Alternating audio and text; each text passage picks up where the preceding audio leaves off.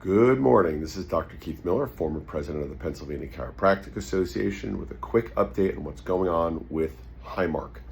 So we've been in contact with Highmark about a few things, but the two largest ones is, number one, the announcement about pre-authorizations on whether they're necessary or not at this time. Number two, there is a move for Highmark Helion to do a new scorecard and potentially change how your contract and tiering works headed into the next calendar year starting for January 1. So what we know about pre-authorizations: number one, there is the ability for no pre-authorizations in Highmark for chiropractic benefits for certain products. And what does that mean? Okay, well, number one, not all products are going to be doing away with it. Now, the Highmark direct products, where Highmark is the contracted person that not only processes the claims but pays the risk, it seems like the pre-authorization specifically for the CMT codes will be going away, but it's being phased out. So we still recommend that you're checking to see if you can do the auth. If it says you cannot, that means it's been phased out. However, for the plans that are self-funded, where, for example, I'm a large company, I hold the risk, and Highmark is just doing the processing, which is 60% of their business, it is an opt-in or opt-out because those are self-funded plans. Those are not going to be ones that Highmark is trying to reduce the pre-auth requirement that's been put out by Health and Human Services as part of the whole MAHA program to reduce pre-auths. So those are excluded out. So some of those might have pre-auths, some of those might not have pre-auths. Now, when it comes to the physical medicine services, where before, remember, you had to do one pre-auth for CMT and one pre-auth for the physical medicine. According to Highmark, right now, they have not decided what they're going to do with those. And when we had emails going back and forth, the chief medical officer of Highmark said, we're going to have to see and think about that, because right now they're still requiring OT and PT to do pre-auths for those codes. So the thought process is, if they have to do pre-auths for those codes, why shouldn't chiropractors have to do pre-auths for those codes? Now, the way I look at it is I should be doing a pre-auth for chiropractic care, which means from the time the patient walks into my office to the time the patient walks out, I either do a pre-auth or I don't do a pre-auth.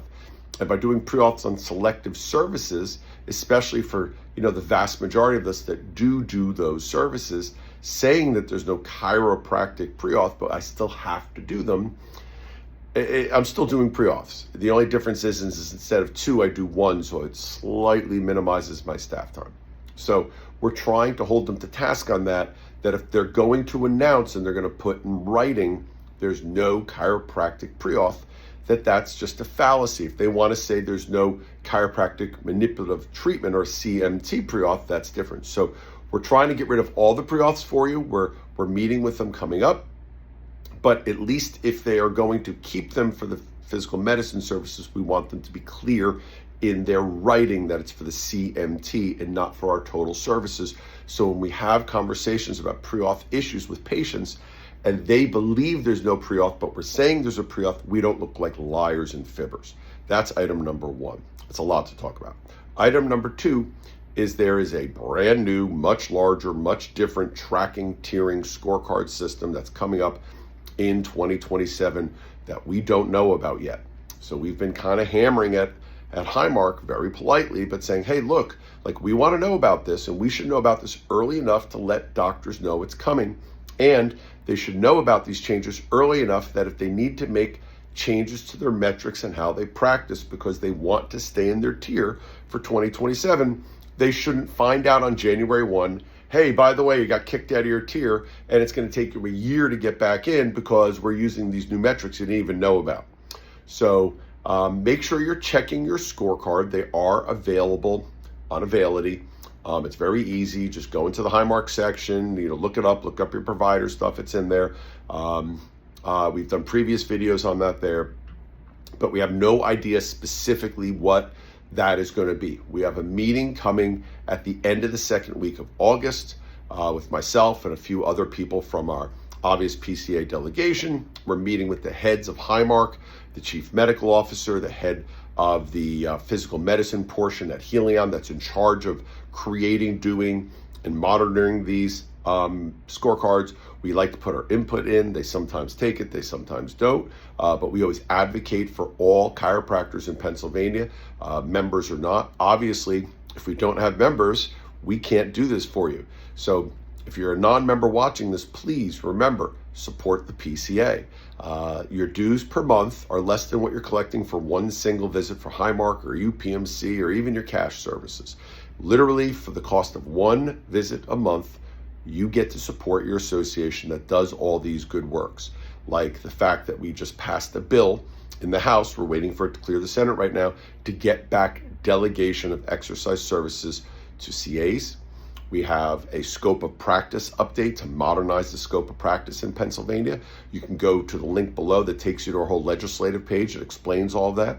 We have a bill hopefully coming out this fall that is going to try to cap the amount that you can get charged for your copays, because we're seeing copays like you are 80, 90, 100. I even saw one at 140 when the maximum reimbursement never gets above 80 something. So it's insanity. We're trying to do something about that specifically for chiropractic. We have a bill that just got an announcement to hopefully start at least the conversation so we don't have to go through the whole legislative process, but we're prepared to do that, to try to get chiropractic put into the PIAA so you could do sports physicals for your high school students, you could do sideline care. There's so many things the PCA is doing, but remember, it takes two things. It takes volunteers and it takes money. Now, at the PCA, and I firmly believe time, treasure, talent. Those are the three things that you can offer. If you say, I'm too busy to be a volunteer, that's fine. We will gladly take your money.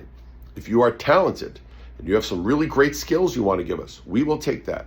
And if you have your time, we'll take that, or we'll take all three.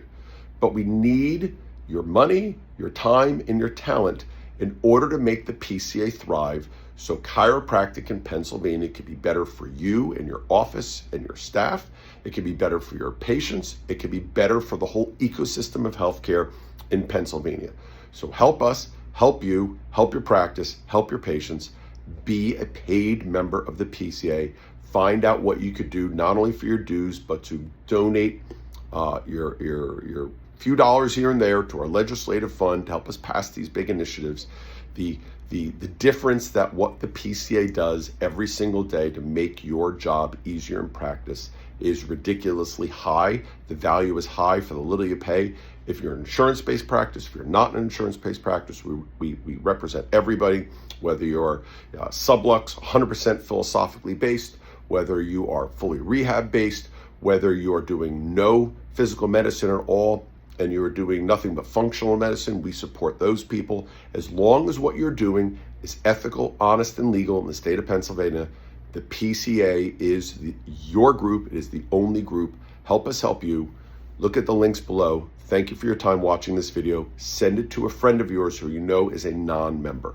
Thank you very much, everybody, and we'll tell you what's going on after our meeting mid-August.